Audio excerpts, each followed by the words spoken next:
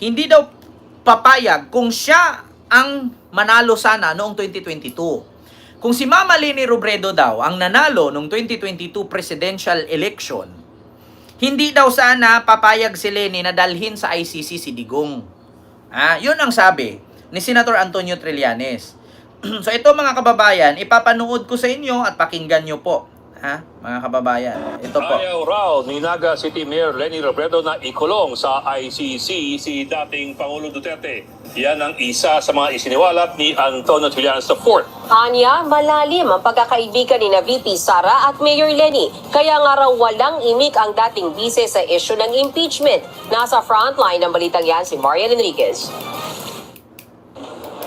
Kung si Leni Robredo raw ang nanalo noong 2022, malamang wala ngayon sa International Criminal Court o ICC si dating Pangulong Rodrigo Duterte. Ang nagsabi niyan, si dating Senador Antonio Trillanes IV. Sa panayam sa programang Storycon ng One News, ibinulgaran ni Trillanes ang di umano'y tunay na posisyon ni Robredo noong kampanya. Sinabi nila na ang position nila sa ICC ay hindi nila i-recognize yung jurisdiction at hindi nila ibibigay si Digong sa ICC kung naging presidente si Leni. Hindi lang yun, mismong kampo raw ni Senator Bam Aquino ang nakiusap na i-delay ang arrest warrant laban kay Duterte dahil baka makasira sa kanyang kandidatura. Sabi ko nga, hindi, mas makakatulong pa nga sa inyo yan. Pero teka, fast forward nito lang March 2025, biglang bumaliktad ang tono ni Robredo. Sa isang press con, kasama si ngayon Congresswoman Laila De Lima, sinabi ni Robredo na ang kasong hinaharap ni Duterte sa ICC ay unang hakbang sa hustisya. Yun lang, yung lahat lang na sinasabi ngayon, ano to first step towards accountability, justice, na pinagdaanan din ni Sen. Laila. Kaya, all this talk about everything that's happening, about your process, about how unfair everything is, lagi kong nababalik sa sitwasyon. Sa kabila niyan, sabi pa ni Trillanes, hindi siya susuporta kay Robredo sa 2028. Bakit? Kasi raw malalim ang samahan ni dating VP Leni at ng kasalukuyang VP Sara. Tahimik daw si Robredo sa impeachment ni VP Sara. Hindi raw ito ang leader na kayang manindigan laban sa Duterte dynasty. Up to now, si Mayor Leni has yet to say anything about the impeachment trial of Sara Duterte. Alam mo, malakas na boses yan. She's quiet. Patunay daw niya na ang Robredo-Sara o Rosa tandem noong 2022 elections. Sa isang araw punto ng kampanya ng Leni Kiko na Echepera, si ngayon Senator Kiko Pangilinan. Actually mga kababayan hindi sa kinampihan ko si Leni, hindi sa kinampihan ko si Sara. Ganito po yan. Kung sakali man na ganito ang mga lumalabas sa bunganga ng mga politician, ako basa ko na Kung meron mang sinabi si Senator Trillanes patungkol kay Mama Leni, I'm sure na merong hindi pagkaunawaan yan. I'm sure na merong hindi pagkaunawaan yan. Hindi naman bago sa akin yan, mga kababayan. Kahit sa inyo, hindi bago sa inyo yan. Bakit? Nagtataka pa ba kayo kung magkaroon ng sigalot si Leni at si Trillanes? Nagtataka pa ba kayo kung magkaroon ng hidwaan si Leni at si Trillanes?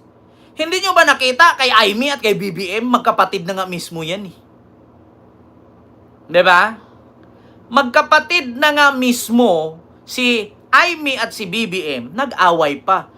So how much pa si Trillanes at si Mama Leni, malay natin merong something. Bakit? Kasi sa totoo lang mga kababayan, sa totoo lang, may napansin kasi ako, nung tumakbo si Trillanes pagka-mayor ng Caloocan, sumanib siya sa grupo ni Isko, na kung saan tinatawag na Aksyon Demokratiko. Yan po yung partido ni Isko, Aksyon Demokratiko. So, alam naman po natin, nung panahon na yun, galit na galit si Isko kay Leni. Diba? At saka hindi na bago sa akin yan. Sa madaling salita mga kababayan, wala naman akong pakialam kahit magrambulan sila din. Sila lang man, hindi man ako kasali. Away nila yan Diba? Ang tutukan natin dito, yung main issue. Ngayon, sa sinabi ni Senator Trillanes na bakit daw si Leni tahimik lang, sa pagdating sa impeachment ni Sara. Kasi ganito mga kababayan Kung ako politician, no? Bakit ako manghihimasok sa isang bagay na wala naman ako kinalaman? Instead na dumaldal ako, instead na sumali ako sa issue na yan, ilaan ko na lang yung isip ko sa aking constituent. Bakit? Kasi baka masabi, ito mga kababayan, katulad sa akin, sasabihin ng mga DDS, bakit ka nangialam sa problema ni Sara hindi naman ikaw ang nagnakaw, hindi naman ikaw ang may issue sa confidential fund. Natural lang po na mangialam ako kasi isa ako sa taxpayer. Wala naman ako posisyon sa gobyerno. Ngayon, kung in behalf of Leni Robredo, bakit siya manghihimasok sa issue ni Sara? Malaki naman ang problema niya sa kanyang distrito, sa kanyang constituent. Bakit? Ang laki pa ng kailangan linisin ni Mama Leni sa Bicol. Pagdating na umulan ka lang ng isang linggo, ang baha na ang lakas. Diba? Pagdating ng 2-3 araw na bagyo, baha agad. So, sa madaling salita mga kababayan, mas unahin ni Mama Leni Robredo yung kanyang constituent. Diba? Kaysa sa manghihimasok siya dyan. Actually, sa totoo lang mga kababayan, sa tingin ko ni Leni noon, kaysa sa tingin ko kay Duterte ngayon, wala. Bakit? Napakasimple lang mga kababayan. Kasi, kung para sa akin bakit ako manghihimasok sa problema ni Sara, problemahin ko na lang yung aking nasasakupan. Bakit? Tignan ninyo nung nakaraan bumaha. Ang lalim ng tubig, di ba? Bumagyo. Ang lalim ng tubig, di ba? Paano ko manghihimasok siya dyan sa issue sa impeachment? Baka sasabihin pa ni Sara, alam ka sa impeachment ko, yung lugar mo nga binaha.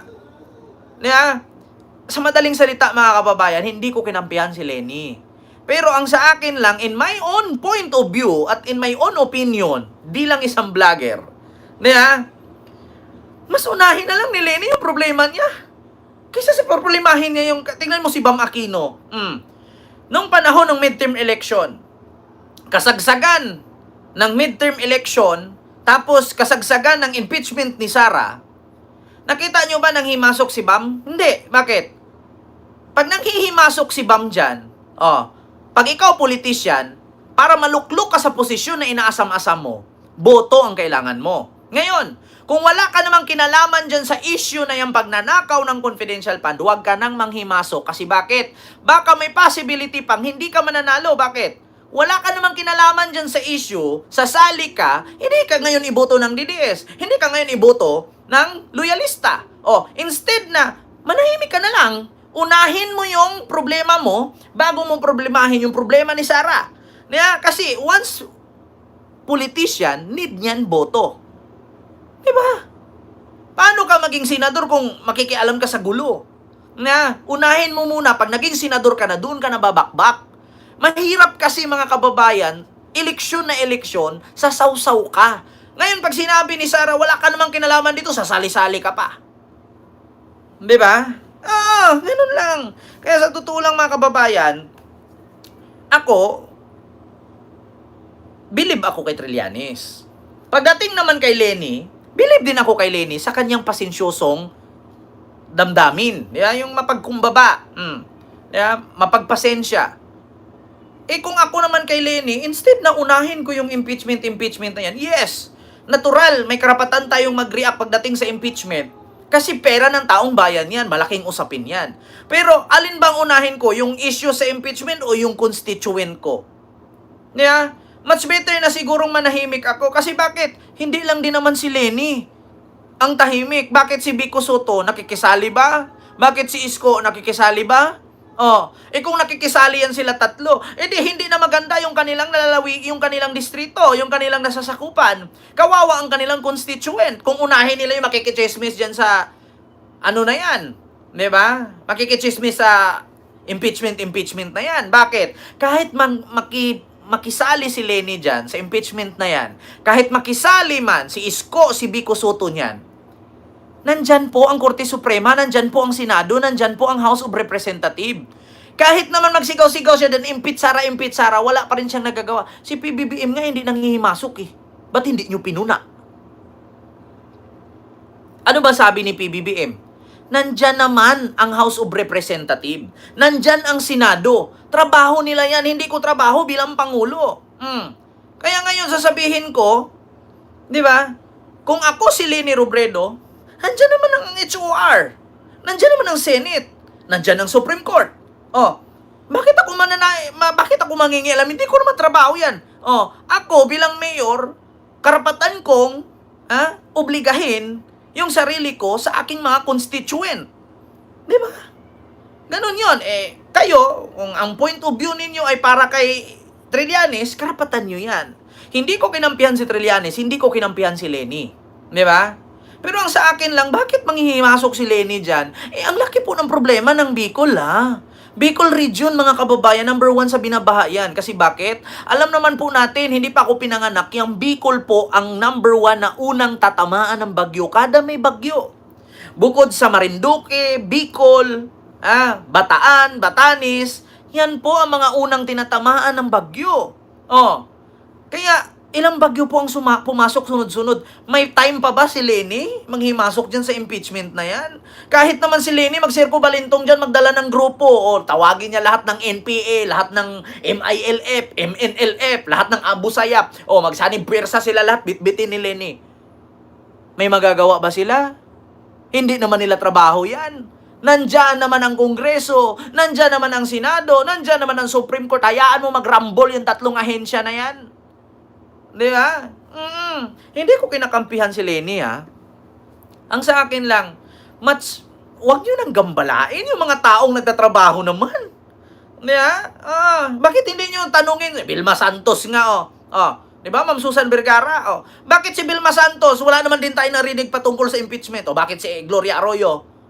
May narinig ba kayo? Yan, kaalyado mismo ni Sara yan. Kasi hindi naman kasi trabaho nila yan. Bakit kasi maghanap ka ng problema, unahin mo yung problema sa lalawigan mo, sa lugar mo at nasasakupan mo. Si Isko, alam naman natin si Isko, madaldal. Ba't hindi niya pinapakialaman impeachment? Kasi inuna niya yung kaniyang nasasakupan. Tignan niyo ba naman? Di ba? Kung nakita niyo, binaha nung bagyo. Kung si Isko inuna yung impeachment, di yung baha, mas lumala. Walang magbabago kung makikimarites ka lang bilang politiko. Kay Senator Trillanes naman, karapatan po yan ni Senator Trillanes manghimasok dyan kasi wala pa naman siyang posisyon at this time. Libre po siya. Libre si Senator Trillanes at this time. Wala siyang ranggo. Wala siyang posisyon sa gobyerno. Kaya kahit anytime, pwede niyang walwalin si Sara.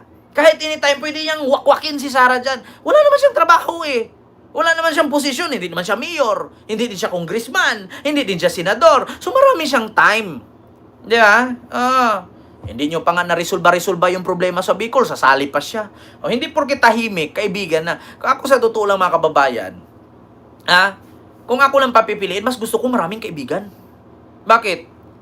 Pag namatay ka, maraming bibit-bit sa'yo. Mahirap kasi yung matapang ka, magaling ka, wala ka namang kaibigan. Paano kung nasunugan ka bigla? Sinong lalapit sa'yo? Sinong tutulong sa'yo? Kung lahat na lang nakapaligid sa'yo, kaaway mo. Di ba? Ganun lang yun, mga kababayan. Ipinagtanggol nga ni Dilima din si Mama Leni. Sabi nga dito sa balita ng News 5, mga kababayan, na ang sabi ni Senator Trillanes, ayaw daw ni Leni dalhin si Digong sa ICC. Bakit ang sabi nga ni Leni Robredo, nung kasama sila ni Dilima, na first step or unang hakbang pa lang daw yung pagkakulong ni Digong. Isang rally namin sa Pangasinan, hindi nila pinaakyat si then VP candidate Kiko Pangilinan sa entablado.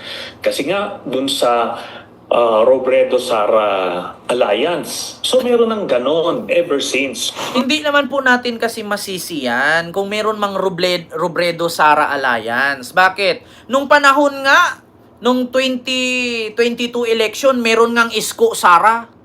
Di ba? Hindi nga Isko-BBM Isko-Sara nga ang ginawa. Kaya nga in-invite si Sara doon, in-invite si Isko doon sa Mindanao area. Di ba? Wala si Sara, si Isko lang ang pumunta. Hindi po natin kayang diktahan ang utak ng tao, mga kababayan. Kung meron mang alyansa na Sara Lenny, nasa alyansa yun. Kung meron mang alyansa BBM Lenny, nasa kanila yun. Hindi natin sila kayang diktahan. Bakit? Hindi naman tayo martial law. Lahat tayo may kalayaan. Kahit ako nga, pwede kong sabihin dyan, Trillanes Lenny. O, pwede ko ring sabihin, sa 2028 election, BBM Lenny. O, may problema ba doon? O, magtayo ako ng isang alyansa. O, Lenny, President, BBM Vice. May magawa ba sila? Malaya tayo mamili. Di ba? Ganon yun, mga kababayan. So, yun lang. At saka mga kababayan, hindi naman kasi natin pwedeng pagpilitan yung gusto natin. Kasi kung ako lang masusunod, dapat ikulong na lahat yung nasa warrant sa ICC. Ang problema, may dinadaanan tayong due process. Hindi naman tayo katulad sa utak ni Digong ba sinabi mo bukas. Mr. President, ilang mayor naman mamamatay bukas. Depende sa intriga mo. Kaya kung pareho lang lahat ng politician sa utak ni Digong, bukas patay yung mayor ganito, bukas patay yung mayor doon. Okay lang. Tingnan nyo ngayon, resulta ni Digong, anong consequences? Saan siya ngayon? Di tiklo. Payat na. Hindi na makapaglulo, mamamatay na. Good luck. Kaya yun mga kababayan. Dapat kasi, kung ano man ang gusto natin, sa atin na yun, huwag natin pilitin ang taong bayan. Kung ayaw ng taong bayan, naku. Sa totoo lang mga kababayan, lahat naman tayo kanya-kanya utak eh. Kung ang gusto ni Senator Trillanes ay ayaw niya kay Lenny, sa kanya yun. Kung gusto niya si Risa, sa kanya yun. Di ba? Ganun lang yun, mga kababayan. Sunod. Ito tayo.